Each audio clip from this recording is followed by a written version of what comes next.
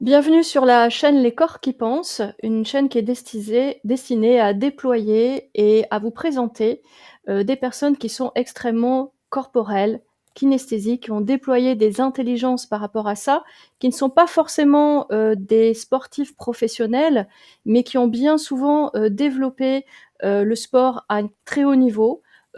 On en fait une passion parfois ou parfois un métier. Aujourd'hui, nous allons accueillir Frédéric Berg. Bonjour Frédéric. Bonjour Alban. Alors c'est la deuxième fois que je te reçois. Merci d'avoir accepté déjà pour cette deuxième fois. Je vais Ouais, représenter avec plaisir. succinctement, je t'en prie, Frédéric. Alors je vais remettre le lien en dessous de la vidéo de la première interview. Comme ça, vous pourrez voir beaucoup plus en détail puisque aujourd'hui, nous allons aborder certaines questions qui sont en lien entre le corps, le sport et l'âge. Donc, pour plus de présentations sur Frédéric, vous pourrez voir l'autre interview. Donc, Frédéric, qui est journaliste à la Chalerentre Libre. D'ailleurs, je vous mettrai aussi dans la description une interview de Frédéric à Radio France, qui est très intéressante à écouter en complément de cette interview, où il parle justement de la Charente Libre, des journalistes, et que maintenant, les impressions se font à Bordeaux. Voilà, vous pourrez en découvrir plus dans cette interview. Et puis c'est 25 000 abonnés quand même, hein, c'est pas rien. Voilà. Un petit peu Euh, plus. Comment? C'est plus maintenant?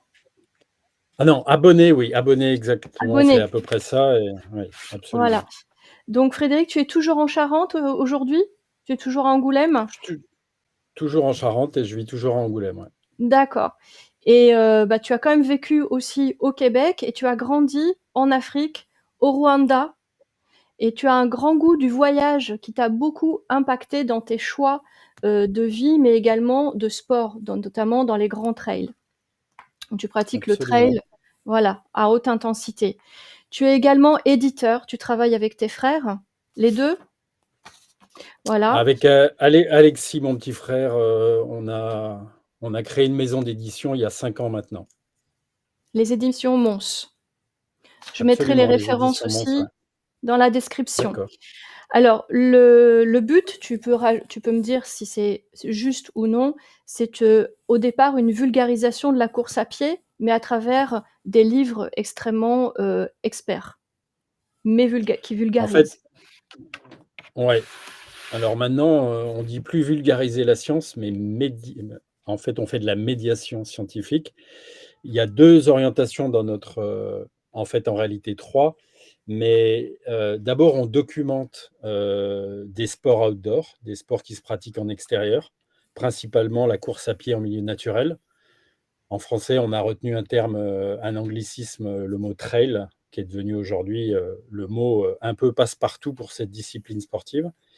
Et, euh, et par ailleurs, et ça c'est plutôt mon activité à moi au sein de la maison d'édition, on fait de la médiation scientifique à la fois pour engager les gens vers la prévention des blessures en course à pied.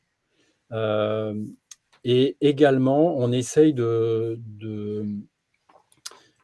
porter à la connaissance du public des méthodes d'entraînement qui sont des méthodes d'entraînement qui permettent à la fois d'envisager la course à pied comme une activité quasi quotidienne, sans se blesser évidemment, mais comment chacun, on est capable, quel que soit son niveau, quel que soit son âge, quelle que soit son ambition, eh ben, de pratiquer ce sport-là sans se blesser, en sachant que bon, c'est quelque chose que je ne suis pas le seul à dire, mais qu'un certain nombre de scientifiques disent aujourd'hui. Le sport, c'est un médicament et c'est un des rares médicaments qui n'a aucun effet secondaire. Ça fait que du bien. Voilà, donc, et on a une dernière toute petite. Dans notre catalogue à la maison d'édition, on publie aussi parfois des livres qui échappent un petit peu à donc, ces 2 grandes familles-là.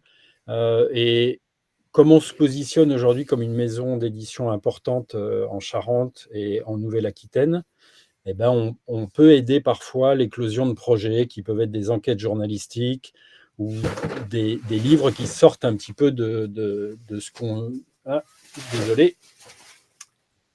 des livres qui sortent un petit peu de notre ligne éditoriale stricte que je viens de décrire. Oui, très bien.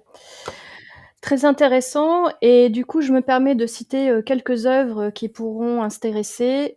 La course en tête, Grand Trails et Trop gros pour courir. Alors j'ai adoré, ce thème parce que, beaucoup de personnes pensent que si on est trop gros, voilà, on peut pas courir ou la course à pied, c'est mauvais pour les articulations. Bon, truc, de dingue quand on s'y connaît un peu.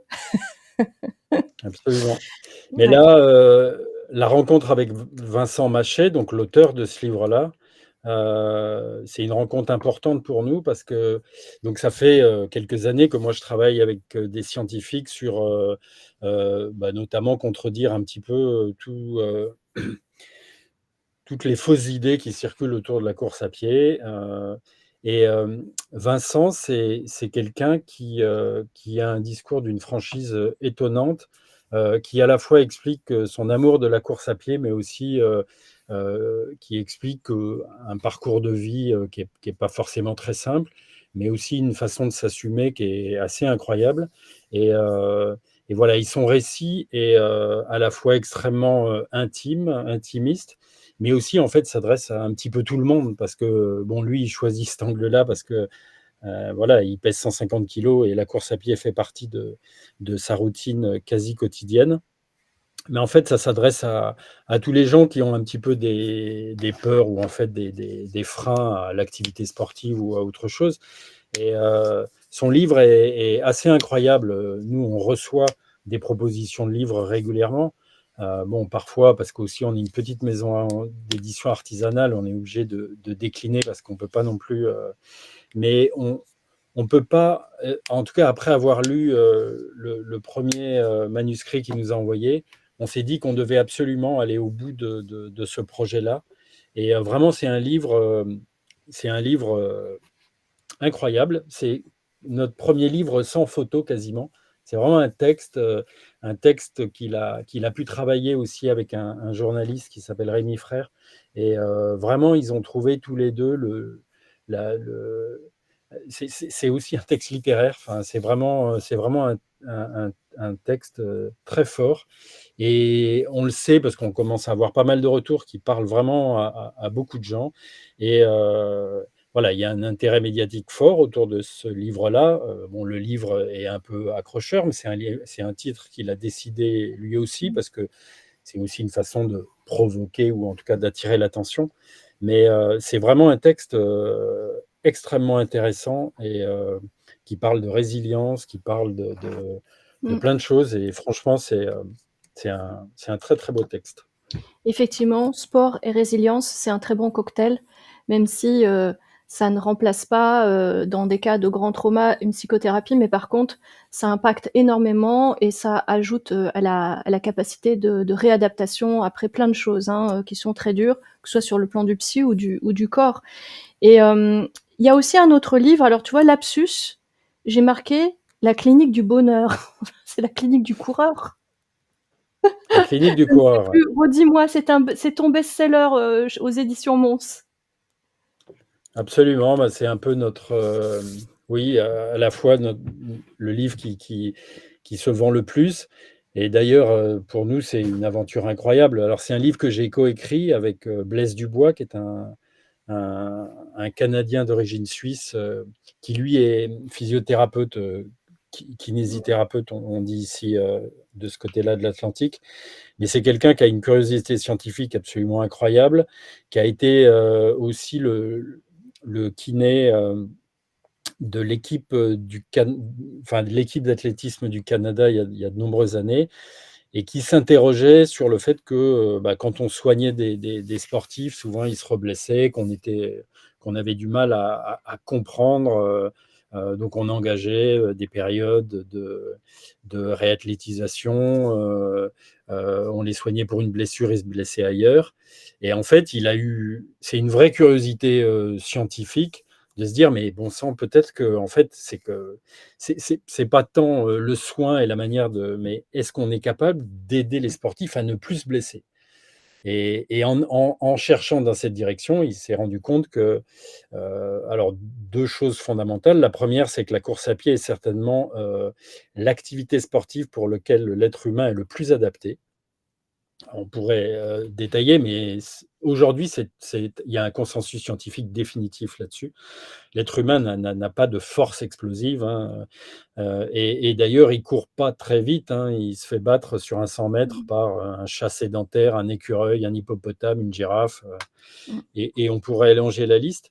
En revanche, dès qu'on passe, 4, 6, 8, 10 heures, 15 heures, bah, il y a plus beaucoup d'animaux qui suivent l'homme, et d'ailleurs après 15 heures, il y en a plus aucun. Mmh. Et certains êtres humains, hommes et femmes, correctement entraînés, peuvent courir 40, 60 heures à basse intensité, hein, on ne parle pas de sprint évidemment, mais sont capables de continuer à courir, à se déplacer, à basse intensité sur des distances, extrêmement importantes et sur un temps très long. Ça, c'est une première chose, et l'autre, c'est qu'en fait, une partie des blessures sont liées à la fois la manière de courir, donc Tout à peut-être fait. trop vite, en a et surtout en courant avec des chaussures qui viennent un peu, contrarier une foulée qu'on pourrait, Mmh. dire foulée naturelle, hein. Mmh. C'est Oui. pas un terme, mais c'est celui qu'on peut essayer de retenir. Une foulée naturelle, en fait, elle est Mmh. assez simple à décrire, c'est celle qu'on a quand on court pieds nus. Et quand on court pieds nus, on se rend compte qu'on engage un certain nombre de manière, complètement intuitive, Bien un sûr. certain nombre en fait, on a une foulée extrêmement protectrice, qui engage d'abord, l'avant du pied, qui permet un cisaillement de force. Enfin, je ne vais pas rentrer Mmh. dans les détails, mais Oui, oui. qui Oh, tu évite peux, hein. notamment des Mmh. ouais, qui évite notamment, d'avoir des impacts trop forts au niveau du genou et du Mmh. bassin, et ça d'ailleurs quand on décrit et qu'on filme par exemple une cinétique de course, on filme quelqu'un qui court, on le fait courir pieds nus et on se rend compte que de manière absolument intuitive et pour 100 des coureurs, on engage une foulée extrêmement protectrice avec un appui, avant ou médio-pied, souvent à l'aplomb du bassin, et ça crée donc, je le disais, des cisaillements de force qui permettent d'amortir et le tendon le plus fort du corps humain, c'est le tendon d'Achille, Mmh. et le muscle le plus fort, du corps humain, c'est un grand fessier, là, le grand glutéal, Mmh. et ces muscles-là sont précisément mis en action quand on court, pas forcément très vite, mais quand on court avec un appui, avant ou médio-pied, et notamment le tendon d'Achille se tend à ce moment-là, quand dans un deuxième temps le talon se pose, et ça rend d'ailleurs la course un peu économe, en fait. Ça crée une force d'inertie Mmh. qui aide au mouvement.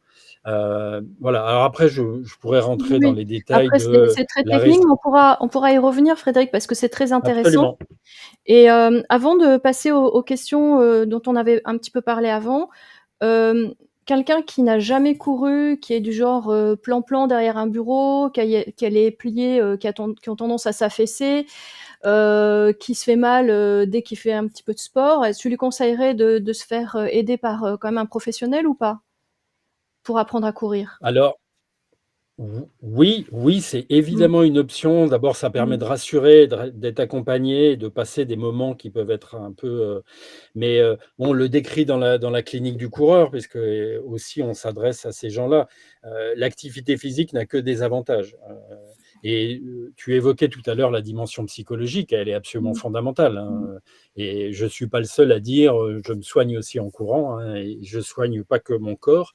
Hem, Mmh. en fait, le conseil qu'on donne aux débutants, c'est d'y aller de façon extrêmement progressive. Mmh. Mais à ce point qu'au départ, eh ben, si on peut courir 1 minute, eh ben, on ne court qu'1 minute. Absolument. Et le nombre d'exemples qu'on a, quel que soit l'âge d'ailleurs, de personnes qui ont débuté de cette façon-là la course à pied, heu, eh ben, on a publié un livre, intéressant d'un coach, Sébastien Cornette, qui est quelqu'un qui a développé une méthode de course à pied extrêmement intéressante, extrêmement inclusive, et qui, d'ailleurs, le livre et sa méthode, c'est le titre du livre, c'est «Moins courir pour mieux courir». En fait, on explique que d'abord, il faut être extrêmement attentif à tous les signes, à respecter une évolution graduelle. L'idée est en fait, le corps, il s'adapte à peu près à tout. Encore faut-il lui laisser le temps de cette adaptation. On se blesse quand on va un peu trop vite, quand on impose à son corps des stress tendineux, musculaires, métaboliques aussi, et peut-être aussi psychologiques, Mmh. supérieurs à sa capacité à les encaisser, à les recevoir. Mmh. Et ça, ça augmente progressivement. Il faut faire suffisamment pour ne pas rester juste dans un niveau sans progression. Mais en revanche, quand on y va graduellement, bah, le corps s'adapte petit à petit. Et vous savez, on décrit souvent un phénomène que les gens qui décident, par exemple, de faire Saint-Jacques-de-Compostelle. Mmh. Parfois, il y a des gens qui s'engagent sur ce chemin-là et qui n'ont quasiment aucune expérience ou très peu. Et ils décrivent les premiers jours comme des jours douloureux. Mmh. Pour eux, c'est difficile, physiquement difficile, psychologiquement difficile, et il s'opère quelque chose. Ce sont des gens qui souvent n'ont pas ou très peu d'expérience, ou alors ont essayé de s'entraîner un peu avant de partir, mais il y a des cas documentés de personnes qui avaient vraiment que très peu d'expérience. Et ben, au bout de 5, 6 jours, petit à petit, ils se rendent compte par eux-mêmes que ça va un peu mieux, que les douleurs s'estompent, que le Mmh. corps s'adapte. Et au bout de 15 jours, 3 semaines, les changements sont assez spectaculaires. L'échelle est très courte, hein. On ne parle pas d'années Mmh. d'entraînement. Alors ça, c'est sûr de la randonnée sportive, parce que c'est souvent des gens qui font au départ 10, 15, 20, 25 kilomètres par jour. Et ben, euh, alors, moi qui, par exemple, de temps en temps, peux pratiquer des itinérances plus longues Mmh. j'ai fait cet été, par exemple, le tour du Mont Blanc. Ça fait à peu près 160 kilomètres en 4 jours, donc 4 étapes. Là, c'est pareil. Le, le, le, le matin du deuxième jour, ben, on a quelques courbatures parce que, voilà, puis moi, j'avais enchaîné quelques courses avant. Et on se dit, bon sang, ça va être compliqué. Le soir du quatrième jour, à l'arrivée, je ne me suis jamais senti aussi bien et physiquement aussi à l'aise qu'à ce moment-là. Pourtant, Mmh. le corps a des ressources qui sont insoupçonnées. Voilà, Absolument. encore, Mmh. là, vraiment, la bascule, c'est de vraiment ce conseil-là, il- c'est le trop trop vite Mmh. qui blesse, Oui. et qui fait parfois renoncer bêtement. Y aller progressivement. Oh, nous, Mmh. on a des exemples de personnes. J'ai encore un exemple en tête d'un ami qui s'est remis à la course à pied à plus de 55 ans. Et au départ, pour lui, c'était difficile. C'était aussi difficile d'accepter qu'alors, il y a 20 ans, il avait été capable de courir plusieurs marathons, qu'il fallait repartir un peu à zéro. Ses premières séances, c'était 2, 3 minutes. Aujourd'hui, il est capable de recourir 40 kilomètres en Mmh. montagne. Mmh. Il a retrouvé un élan, et pour cette année, là, il ambitionne de retourner sur des distances plus longues, toujours en étant à la fois raisonnable, mais une part, à partir du moment où on a récupéré Mmh. un socle d'entraînement suffisant, ben alors là, Mmh. les choses sont ouvertes, Et oui, on voilà, parle voilà. de bon stress quand c'est dans la limite des capacités adaptatives. Donc, c'est aussi une Absolument. question d'écoute de soi, d'écoute de son corps, et c'est là que nous allons pouvoir aborder les sujets, qui te concernent un petit peu plus. Donc, j'ai une question. En tant que sportif intensif, comment gères-tu l'aspect de l'âge et son impact sur ta corporalité et tes performances, que ce soit au niveau physique ou cognitif? Parce que les 2, on ne peut pas les dissocier. Alors moi, j'ai commencé la course à pied assez tard, hein, après avoir pratiqué différents sports, plutôt des sports d'intensité, le foot, le rugby, le judo étant plus jeune, le tennis aussi. Et donc, c'est à l'occasion d'une blessure et d'une convalescence que je me suis mis à la course à pied. Donc j'avais 37 ans. Assez vite, j'ai progressé. J'ai progressé aussi peut-être un peu plus vite parce que j'avais ce passé de sportif. Mais j'avais en tête, ce qui est régulièrement véhiculé sur le sport, c'est qu'en gros, après 40 ans, ben, il y a une forme de crête, et puis qu'après, Mmh. et moi, entre 40 et 50, j'en ai 52 aujourd'hui, j'ai vécu une progression permanente. Et à la fois sur ma capacité à courir longtemps, mais même aussi, puisque je me suis testé, parce que ça fait partie aussi des challenges quand on fait de la course à pied, sur des distances Mmh. plus courtes, sur le marathon. Mon meilleur marathon, je l'ai couru alors que j'avais 45 ou 46 ans.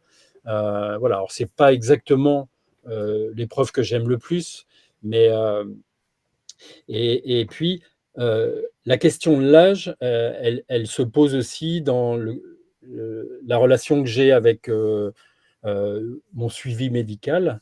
J'y suis assez attentif parce que je sais qu'il y a des choses qui peuvent m'échapper, donc j'essaye d'être quand même, de faire des épreuves d'effort régulières pour surveiller, bah, le cœur, le reste.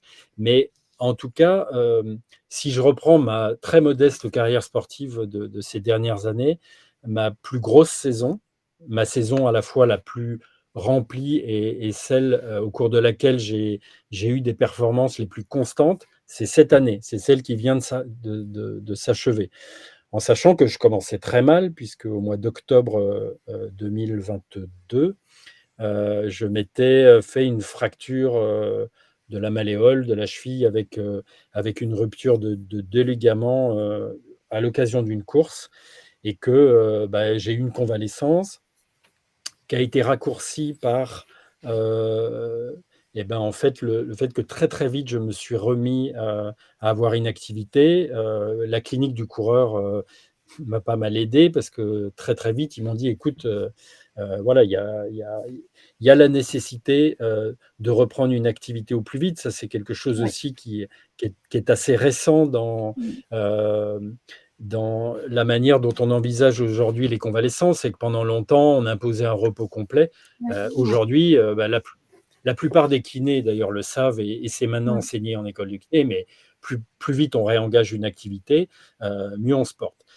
Moi, j'avais un tableau qui était assez sombre, hein, puisque sur la prise en charge, on m'avait dit que à peu près à 50%, il faudrait que je me fasse opérer en raison de la rupture des deux ligaments. Euh, voilà, et que j'avais devant moi une période d'au moins 3 mois sans faire du sport. Bon, moi, j'ai préféré me dire que dès que je serais capable de marcher, je marcherai. Dès que je serais capable et j'ai entrepris les séances de kiné une vingtaine de jours après la blessure. Là, j'ai été extrêmement, comment dire, j'ai vraiment suivi toutes les séances à raison de 3 séances par semaine de manière très attentive. Enfin, Ouais. Assidu, et ouais. puis même ouais, assidu. Euh, et en fait, au bout d'un mois et demi, j'ai fait ma première sortie en montagne. Les sensations étaient là, et j'ai repris l'entraînement assez naturellement. Et le chirurgien qui m'avait vu 10 jours après ma blessure, je suis retourné le voir fin janvier, donc à peu près 2 mois après la blessure, puisqu'il m'avait dit il faut qu'on se revoie pour envisager ou pas une opération. Et quand il m'a vu, c'était à la clinique du sport de Bordeaux. J'ai encore en tête, il m'a dit, mais j'ai l'impression que la Ah, ça a coupé. personne que je vois aujourd'hui n'est pas, ça faisait plus Oui, d'un c'est mois que bon. j'avais repris. Oui, oui, oui. Ouais. Et oui, oui, excuse-moi, ça a Euh, coupé. Donc, il a dit la personne oui, qu'il il y a eu une il petite m'a il coupure m'a du dit coup? que la personne qu'il avait vue il y a 2 mois n'était pas, qu'il avait du mal à accepter que c'était la même qu'il voyait deux J'adore, mois plus tard. j'adore. Mais c'est Voilà. tellement beau. Oui, c'est tellement Ouais. chouette. Oui, Et j'ai donc, envie de dire bah, parole de kinesthésique bien accompagnée. Les 2 sont très importants. C'est un système collaboratif. oui. Alors, une petite anecdote, quelques jours après ma blessure, j'ai appelé Blaise Dubois, donc le créateur de la Oui. clinique du coureur, celui qui a coécrit le livre avec moi Mmh. et qui, lui, depuis des années, s'intéresse à ça. La clinique du coureur forme à peu près 5 000 professionnels de la santé chaque année maintenant dans une vingtaine de pays dans le monde. Blaise, quand je l'ai eu au téléphone, il m'a dit: «Écoute Fred, fais-toi confiance». Et il m'a répété un petit peu ça comme un mantra. Il m'a dit: «Dès que tu te sens capable de marcher, tu marches. Dès que tu te sens Mmh. capable de» et petit à petit, moi, j'ai été porté par ça. En fait, je savais que c'était un chemin, avec, différentes étapes, mais d'abord, j'imaginais pas que ce soit aussi court, le temps de la convalescence.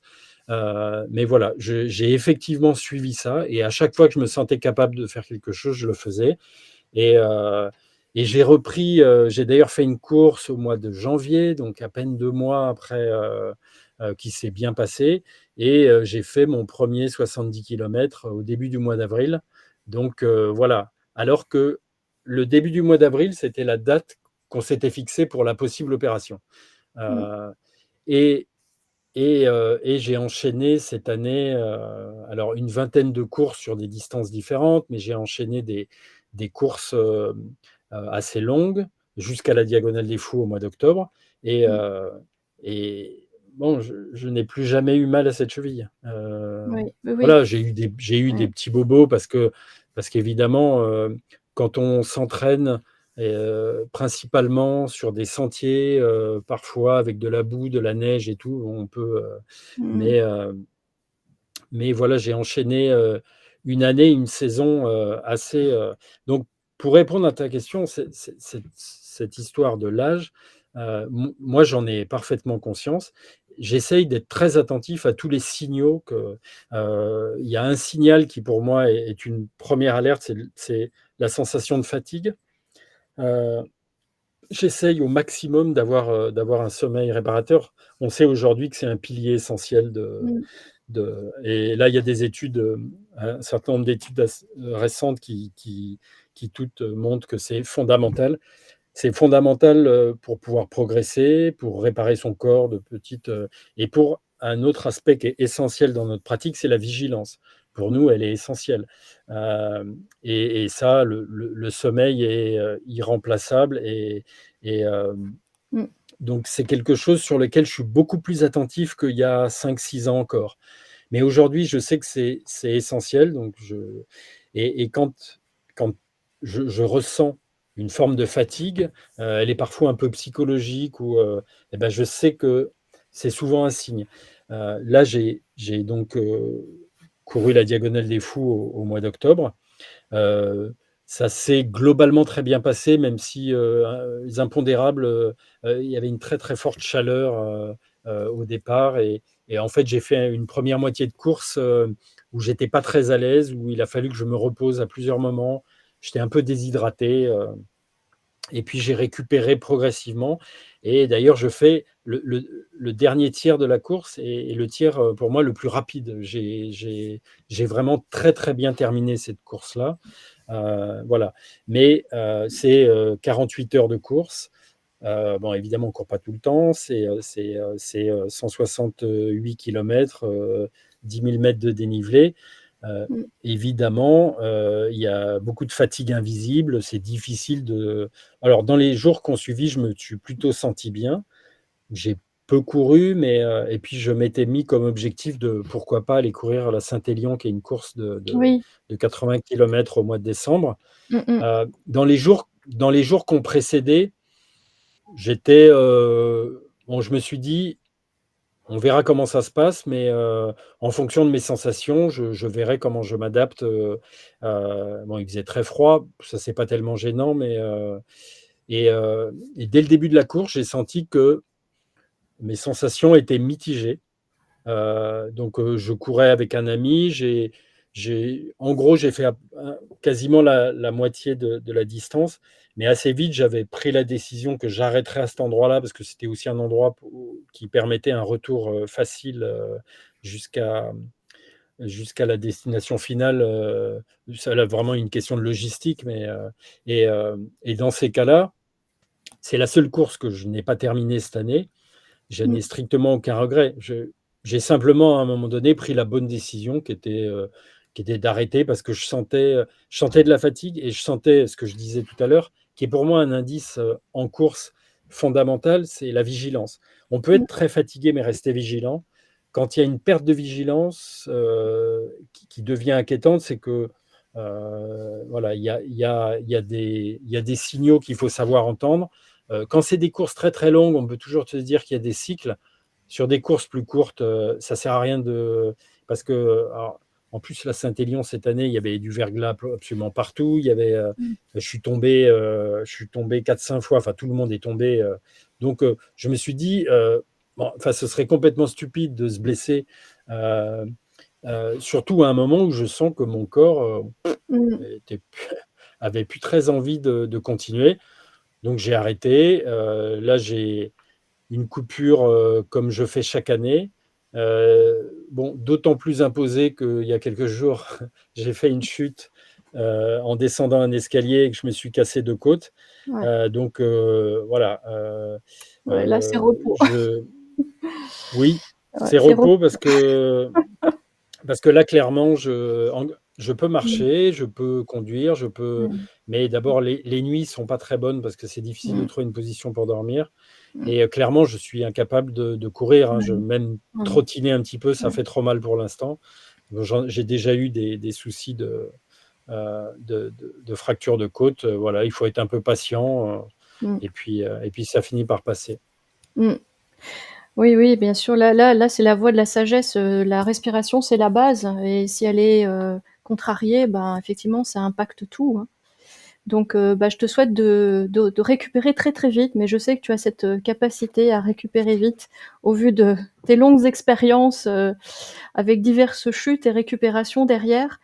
Et justement, comment tes expériences corporelles t'ont permis, d'affûter, d'affiner, tes capacités d'analyse qui sont déjà fines de base, te connaissant, à travers, tout ce que tu as pu faire, mais aussi, a nourri ta réflexion et ta maturité en tant qu'individu? C'est une question, assez complexe, d on va dire que dans une recherche d'équilibre, enfin, j'ai je partage aussi avec les gens qui me sont proches, on est tous, en tout cas passé un âge à se poser la question de savoir comment on envisage, sa vie. Je pense que vers l'âge de 40 ans, on pose un 1er regard sur son passé et et l'activité physique, alors ça, j'en suis vraiment conscient depuis très longtemps et pour moi, essentielle. Elle est essentielle dans mon équilibre de vie, mais elle est aussi essentielle dans le processus créatif. Alors, c'est un terme un peu fort, mais moi, mon activité professionnelle passe par l'écriture. Mmh. Heu et je le dis, de manière très, très convaincue, depuis que je cours, ce processus, il est beaucoup plus simple. Je résous énormément de questionnements et d'ailleurs, je commence souvent à écrire une partie de mes textes en courant. Heu, j'ouvre une petite parenthèse, j'ai eu la chance de rencontrer à plusieurs reprises Cécile Coulon, qui est une autrice, française, qui aujourd'hui a un très grand succès heu et on a pu échanger sur cette question puisque, elle a d'ailleurs écrit un livre sur la course à pied qui doit s'appeler «L'éloge du running», heu et elle, son processus d'écriture, passe par la course à pied également. Elle explique quelque chose qui est intéressant. Alors, là, je fais un focus sur le processus d'écriture et la maturation du processus d'écriture, mais, q quand on écrit un roman, quand on écrit un article, on on est assailli d'idées, enfin de données parce que, Mmh. voilà et il faut finalement réussir à aller à l'essentiel, ce qui est pas toujours très simple. Hem, mais il y a une réflexion qui s'engage, bon, elle peut être forcée à être rapide parce qu'on écrit, sur un fait divers et qu'il faut le rendre tout de suite ou Mmh. quand on écrit un roman, le processus est tout à fait différent. Mais la course à pied, alors dans son cas, elle court 1 heure tous les jours et elle dit que quand elle rentre de cette heure de course à pied, quotidienne, ben, en fait, le une partie de ce qu'elle avait en tête, c'est, dégraisser, qu'il reste l'essentiel et d'ailleurs, je lui posais la question, je lui dis: «Bah, pour moi, c'est un petit peu pareil, mais j'ai parfois une frustration à avoir imaginé, des textes ou des choses pendant la course à pied, mais je ne retiens pas tout» et là, elle m'a fait une réponse qui m'a éclairé parce que je me suis dit: «Beh, oui, en fait, j'y avais pas pensé, mais c'est tout à fait évident». Elle me dit: «Mais non, non, t'inquiète pas, ce que tu retiens, c'est l'essentiel». Mmh. Et effectivement, cet essentiel-là, qui peut être, une phrase, qui peut être un titre ou qui peut être et ben, en fait, va guider le reste du processus d'écriture et hem Donc pour moi, c'est aujourd'hui, je peux dire qu'il y a presque un principe de vase communicant Mmh. entre l'activité physique, alors dans mon cas, la course à pied et heu et la manière dont je m'équilibre, à la fois dans, je le redis comme ça, mais mon processus de création qui peut être, d'accompagner la fabrication d'un livre ou moi-même d'écrire, à la fois dans mon métier de tous les jours et puis dans mon activité de médiation scientifique ou de ou de ou d'éditeur et je j'ai essayé beaucoup de choses, hein, en tout cas pour moi, ce qui fonctionne, c'est ça. C'est ce que me permet la course à pied, et ça, on l'avait évoqué dans le premier entretien, mais pour moi, ça participe d'un équilibre, général. C'est-à-dire Bien que sûr, la course à pied la course à pied m'a obligé à revoir, beaucoup de choses, mon alimentation, mon sommeil, je le disais, et en fait, vraiment ça a permis un équilibre, général, qui est parfois caricaturé. Je le dis parce qu'autour de moi, en parfois on peut s'étonner que je suis passé d'un trentenaire un peu fêtard et qui avait à peu près 20 kilos de plus que j'ai aujourd'hui à la personne que je suis aujourd'hui. Oui, je pense que on personne n'est à l'abri d'évoluer en tout cas ou de bien changer sûr. et et ça pour moi c'est essentiel et c'est une chose que je dis y compris, on disait tout à l'heure: «Est-ce qu'on peut engager quelqu'un de 60 ans, à se remettre à courir?» Évidemment, évidemment et Oui. j'ai encore vu cette année à la Diagonale des Fous, un monsieur qui avait 68 ans, qui a recommencé l'activité physique à 61-62 ans au moment de sa Mmh. retraite. Mmh. Et il a terminé la Diagonale des Fous 1 heure après moi. Enfin voilà, je n'ai pas beaucoup plus d'explications à donner là-dessus et que, il y Mmh. a une chose qui moi me paraît essentielle. Alors je fais parfois des parallèles un peu douteux, mais moi j'ai arrêté la cigarette quand j'avais 28 ans. Pendant longtemps, les à un moment où je me suis dit: «Bon sang, il faut que j'arrête de fumer», parce que je sentais que ça impactait ma santé, que voilà, c'était et puis c'était quelque chose que je n'aimais plus de moi, enfin, ça me renvoyait quelque chose de très négatif et je posais toujours le problème dans le mauvais sens. C'est-à-dire, je me disais: «Mais est-ce que je vais être capable de me priver de la cigarette?»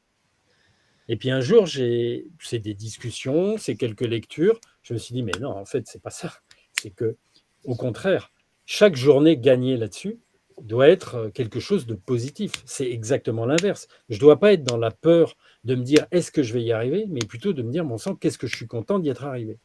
et ce changement de paradigme qui a été pour moi salutaire, qui m'a permis d'arrêter de fumer sans aucune autre, forme d'aide ou de méthode, Heu, en fait, je me suis rendu compte que quand je me suis mis à courir, c'était un petit peu pareil et que ça a accompagné chez moi énormément de changements, y Ouais. compris des changements, psychologiques et Mmh. changements dans ma manière dont je me comporte avec les gens autour de moi, et que, moi, je n'y vois que du positif. Mmh. Heu, je dis je dis pas que je suis passé d'une mauvaise personne à une bonne personne, mais j'ai la conscience intime d'avoir fait évoluer quelqu'un qui était sinon en souffrance, en tout cas un peu perdu, que Mmh. aujourd'hui, alors je n'ai pas que des certitudes, mais j'en ai beaucoup plus que j'en avais, et je me sens, à la fois plus léger, peut-être plus utile, à moi-même et aux autres aujourd'hui que je l'étais à une époque où, voilà, j'étais pris par, je sais pas, une espèce d'obsession de pas forcément de la réussite parce que ça, c'est jamais quelque chose qui m'a obsédé, mais voilà, enfin, aujourd'hui, je sens bien, enfin et peut-être aussi que la création de la maison d'édition, qui est quelque chose là qui vient de soi. Mmh. Moi, j'ai toujours du mal quand on me dit, «Ah bah, si tu es arrivé là, c'est grâce à un tel ou un tel». Bah, je suis désolé et d'ailleurs quand on me le dit pour moi en me disant: «Ah bah, merci de m'avoir permis de», moi je réponds aux gens qui me disent ça: «Non, non, merci à toi». Je veux dire, on c'est pas les autres qui nous fabriquent, et c'est pas les autres qui nous emmènent là où on serait jamais allé. Je suis pas d'accord avec ça. Je pense que et qu'on a en soi, et que Eh ben oui, peut-être que évidemment les coups de pouce, mais les coups de pouce, ils s'imposent parce qu'on est là, parce Mmh. qu'on et que et Bien que, sûr. heu et que chacun, ben, on c'est nous-mêmes qui sommes détenteurs de nos Mmh. aptitudes, de nos et que, et et c'est sûr que c'est toujours plus simple d'aller vers la lumière. Alors quand je dis ça, on me dit: «Oui, mais attention, c'est presque un discours, ésotérique». Non, je le dis parce que pour moi, la lumière, c'est pas une lumière Mmh. divine ou c'est simplement la clarté Mmh. intérieure, et on fait beaucoup de dédicaces en ce moment, vraiment beaucoup. Oui. Et avec, Mmh. avec mon frère Alexis, on a fait plus d'une centaine de dédicaces le week-end dernier. On se dit: «Mais c'est quoi le message qu'on transmet aux gens?» Voilà, on leur dédicace un livre, c'est quoi le message? Pour moi, le message que j'ai fini par parce qu'au bout d'un moment, on se dit: «Bah, il faut se diversifier, on ne doit pas toujours écrire la même chose», mais moi, je me suis rendu compte que le message le plus important qu'on transmettait, à la fois dans l'engagement sportif ou social à mon petit niveau et qu'on traduit aussi à travers les livres qui documentent une discipline qui, selon nous, est une discipline qui a vraiment beaucoup d'avantages, beaucoup d'atouts. Moi, ce que je dis aujourd'hui le plus, c'est que le sentier le plus important, c'est celui qui commence demain. Le reste, ça n'a pas beaucoup d'importance et que la lumière qu'on voit, et qui s'annonce, elle est beaucoup plus importante que se retourner vers le passé, on peut tous le faire, ça n'a pas beaucoup d'intérêt. En revanche, essayer de se projeter, ben, c'est ça qui fait la personne qu'on sera demain, qui fait, donc voilà, moi j'ai choisi cette voie-là, d'une activité sportive, la plus régulière possible. Heu, Aussi un sport qui est à la fois très accessible et qui, évidemment, on ne fait pas du rugby jusqu'à 70 ans, mais on peut courir très longtemps. Il y a des études assez passionnantes qui montrent que, chez certains athlètes, y compris, amateurs, et ben, ils maintiennent un très haut niveau, des aptitudes jusqu'à, passer 60 ans. Alors après ça évidemment, il y a des soucis qui sont plus des soucis physiques, de petit peu de perte musculaire, même si on en maintient énormément en Mmh. continuant, qu'on repousse aussi des problèmes, l'arthrose et autres. Mais, encore une fois, sur cette diagonale des fous, j'ai couru avec, heu,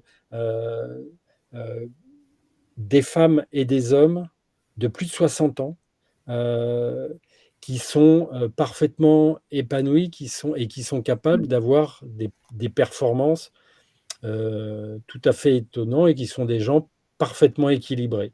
Mais Bien sûr. vraiment, beaucoup plus équilibrés que des personnes qui seraient, sédentaires, sédentarité, c'est un mot qui moi me fait un petit peu peur, hein. Je constate que les gens qui sont sédentaires et qui renoncent au mouvement, et bah, malheureusement, Ouais.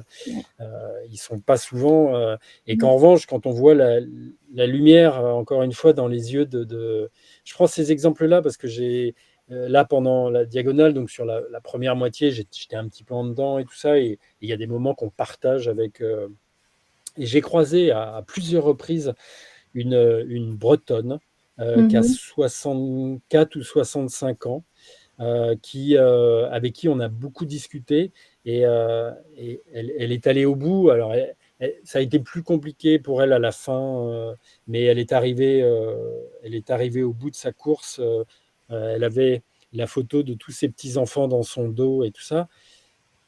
Le plaisir qu'elle transmet à travers ce qu'elle fait, ce qu'elle répand aussi parce que toute sa famille la suivait et tout, enfin bon, tout ça c'est irremplaçable et voilà, c'est une fierté personnelle pour elle, même si c'est sans doute pas le plus important, mais et le message qu'elle transmet à voilà, à sa famille, à ses enfants, au-delà aussi aux gens qui pourraient renoncer un peu tôt, bah, c'est que oui, elle a jamais été une très, très grande sportive, mais à 65 ans, elle est capable de courir la diagonale des fous et de la terminer dans un temps, étonnant. Alors elle a gagné dans sa catégorie, Mmh. mais voilà, alors c'est sûr qu'il y a beaucoup de sports, des sports dits d'intensité qu'on peut pas faire, ju mais la course à pied, la marche, évidemment, la randonnée, voilà, J'ai eu le grand malheur de perdre, il y a quelques semaines, un ami, Claude Rudeau, Mmh. qui s'était mis à la course à pied à 40 ans.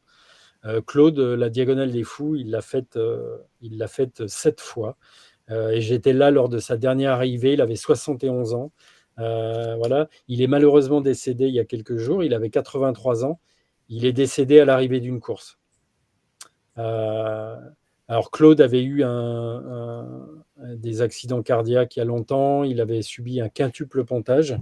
Voilà, mais et la dernière discussion que j'ai eue avec lui, je l'avais invité là, à venir débattre sur une petite émission de Web TV que j'anime.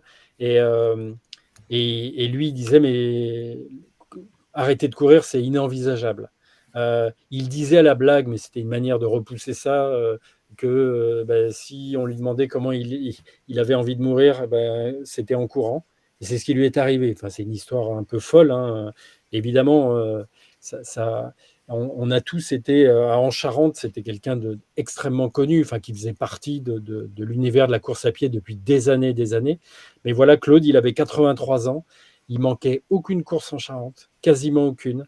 Il, et, et ça, enfin pour lui, c'était pareil, un chemin de lumière. Alors voilà, ça s'est arrêté dans les conditions qu'il avait imaginées ou voulues, mais voilà. Et toutes ces années, tout le plaisir, il a traversé tous les déserts, il a fait des marathons, il a fait et ben voilà, c'était. Et je pense qu'il a vécu intensément toutes ces années-là.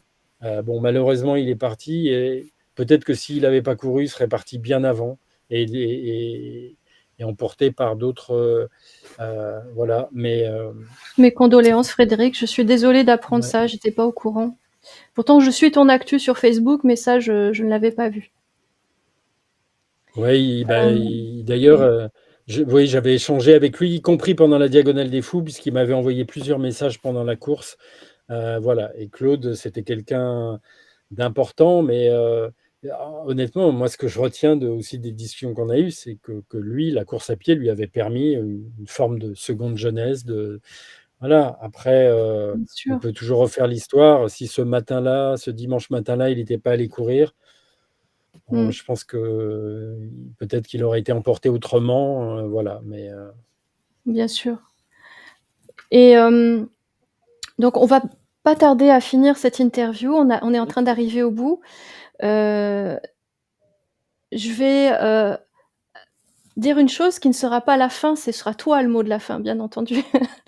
Mais est-ce que l'on pourrait dire que se connecter d'où qu'on vienne, même si on est un grand intellectuel, qui n'a jamais mis un pied dans une salle de sport ou sur un terrain de course, est-ce qu'on pourrait dire qu'aller en lien avec une passion physique nous met en lien avec notre corps, nous met en lien avec nos sensations, nos sens et nous permet de déployer nos facultés, à nous mettre en lien avec, nos lumières de résilience psychique, physique et créative. ah bah, moi, enfin, j'en suis intimement convaincu. Je pense que la résonance entre, en fait, quand on se déplace, le mouvement, l'activité physique, c'est ni plus ni moins que le mouvement. Et, ça nous connecte à un grand tableau de bord. euh, et que, en fait, quand on est en mouvement et que, eh ben, on se rend compte qu'on oxygène aussi son cerveau, on s'oblige à respecter beaucoup de choses, des cycles que d'ailleurs parfois on ne perçoit pas du tout quand on est. Je pense aussi au cycle de la nuit et du jour, à plein de choses. Ça questionne aussi sur la digestion. Moi, je veux pas rentrer dans les détails. Moi, je Mmh, fais aujourd'hui, j'ai plutôt engagé un jeûne alternatif, c'est-à-dire je réduis ma fenêtre d'alimentation pour permettre aussi à mon corps à la fois de se reposer et puis d'être dans des conditions optimales pour l'activité physique, par exemple. tout ça, c'est des choses auxquelles je n'avais même ni pensé, ni accès, en fait, et que et quand on fait un encore une fois, je fais vraiment une distinction entre, ce qui est des sports d'intensité où là, la dynamique est pas la même, même si je pense que ça peut être très utile et pour un certain nombre de personnes extrêmement, moi, j'ai beaucoup discuté avec des gens qui font des sports de combat et là, il y a un rapport à l'intellect qui est très fort, mais ça reste des moments courts. Heu et que cette connexion nécessaire et d'ailleurs, on va dire que les guides, pas dire spirituels, mais en tout cas les guides à la fois dans la littérature ou dans la qui engagent aussi à une forme d'introspection, Mmh. ils font le lien Bien avec sûr, l'activité physique, absolument. avec le mouvement en tout cas, ça Mmh. c'est absolument nécessaire Mmh. et et s'engager dans la marche à pied, enfin je pense que l'itinérance et on parlait tout à l'heure des chemins de Compostelle ou des mais c'est le meilleur moyen de se rencontrer. Enfin, moi, je n'en connais pas d'autres et voilà, découvrir son corps, Mmh. ses capacités pas que physiques, hein, ses capacités à s'émerveiller, ses capacités à aller bien au-delà de ce qu'on pensait, ouais, je peux terminer là-dessus. Je parlais tout à l'heure des dédicaces que je fais et des Mmh. fois, souvent on dit: «Oh les ultra trailers, c'est ils veulent voir l'impossible et personne ne peut surmonter l'impossible». Sans doute qu'ils ont une manière de l'envisager, mais ils sont les premiers surpris à ce Ouais, qu'un jour, leurs pieds, leur âme, le reste, les porte au-delà de cette frontière-là qu'on s'impose ou que les autres nous imposent. Voilà, moi je crois pas au miracle. Je crois simplement qu'on peut décider un jour de se mettre en chemin et que ce chemin-là, il nous emmène, bien au-delà de ce qu'on imaginait et de ce que les autres imaginaient pour nous. bien sûr. Merci beaucoup Frédéric pour, ton témoignage. Donc, Bah, je le merci à redis, toi. je t'en prie, avec plaisir. Donc je redis, Frédéric Berg. Je vous mets en lien dans la description, l'ancienne interview et également des liens vers son travail qui est absolument passionnant. J'apprécie énormément, un profil comme Frédéric qui a une belle intelligence, une belle sensibilité et qui est kinesthésique et c'est le thème de la chaîne Les Corps qui pensent, c'est de vous mettre en lien avec ces personnes qui sont capables d'exprimer toutes ces richesses à partir de ces multipotentiels sur la base de la kinesthésie. Voilà, donc on va pouvoir se quitter là-dessus. Reste branché.